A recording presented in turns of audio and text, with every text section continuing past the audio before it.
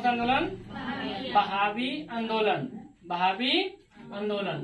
तो वहाबी आंदोलन की जो शुरुआत है, जो इसकी शुरुआत है, ये अरब देश से शुरुआत होती है। कहाँ से होगी? अरब देश से वहाबी आंदोलन की शुरुआत होगी। तो इसका जो स्वरूप है, प्रारंभिक स्वरूप इसका क्या है? धार्मिक है। कैसा है? धार्मिक है। तो अरब में एक थे मोहम्मद इब्न अल वाहिब। कौन से थे? जो वहाँ अरब देश में शुरुआत करने वाले थे इस आंदोलन को, उसका नाम था मोहम्मद इब्न अल वाहिब थे, जिसने यहाँ पे मतलब ये वहाबी आंदोलन की शुरुआत करते हैं।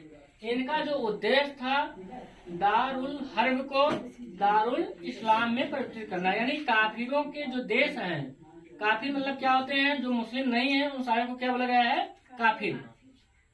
तो काफिरों के देश को इस्लाम के देश में क्या करना? परिवर्तित करना इस आंदोलन का उद्देश्य था। तो धार्मिक हुआ कि नहीं हुआ? क्या हुआ? धार्मिक हुआ। इन्होंने दारुल हर्ब को, यानी जो काफिर है मतलब जो मुसलमान नहीं है उनको मुसलमान मानना क्या था? इनका उद्देश्य था। क्या था? उद्देश्य था। ठीक है। इस प्रकार इसकी शुरुआत क्या होगी? अरब देश में इसकी शुरुआत होती है वहाबी आंदोलन का। तो भारत में यह आंदोलन कहाँ से चालू हो गया? तो भारत में जो शुरू होने की बात है, तो भारत में जो इसके प्रवर्तक थे सैयद अहमद थे। ये रायबरेली के रहने वाले थे। तो ये 1786 से 1831 ईस्वी में ये प्रभावी रूप से रहे हैं। ठीक है। ये देखते हैं। लेकिन ये जो सैयद अहमद हैं, ये किससे प्रभावित रहे हैं? तो ये जो प्रभावित रहे हैं, दिल्ली के एक प्रमुख संत थे, उनका नाम था शाह वली उल्लाह। क्या नाम था? शाह वली उल्लाह।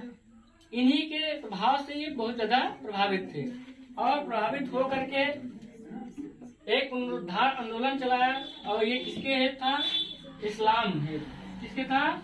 इस्लाम हेतु, मतलब इस्लाम धर्म में पुनरुद्धार के लिए इन्होंने आंदोलन चलाया। ठीक है।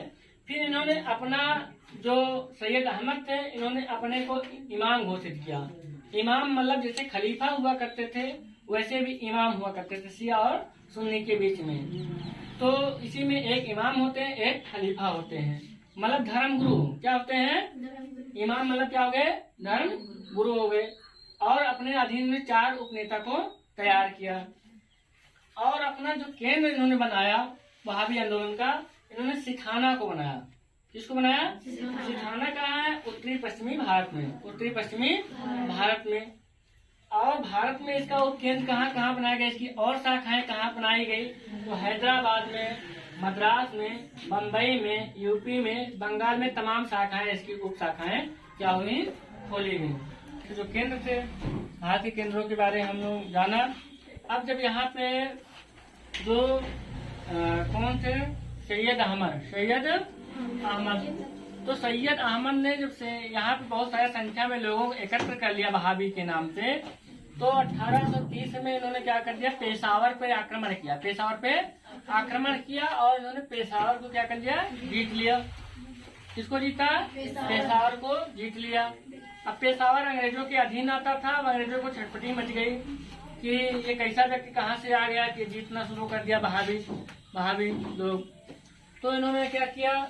पुनः अंग्रेजों के बीच में और वहाबियों के बीच में एक विद्रोह होता है, मतलब लड़ाई होती है और उसमें क्या होते हैं? वहाबी पराजित होते हैं और इसमें सैयद अहमद क्या होते हैं? मारे जाते हैं।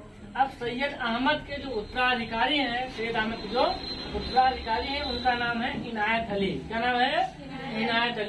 इनायत अली के नेतृत्व में पुनः क्या हुआ करते हैं? सिखाना में सारे लोग एकत्र होते हैं और विद्रोह करते हैं। और विद्रोह को क्या कर देता है? अंग्रेजों के द्वारा इसको पुनः दबा दिया जाता है और एक प्रकार से वहाबी आंदोलन क्या होता है? समाप्त हो जाता है।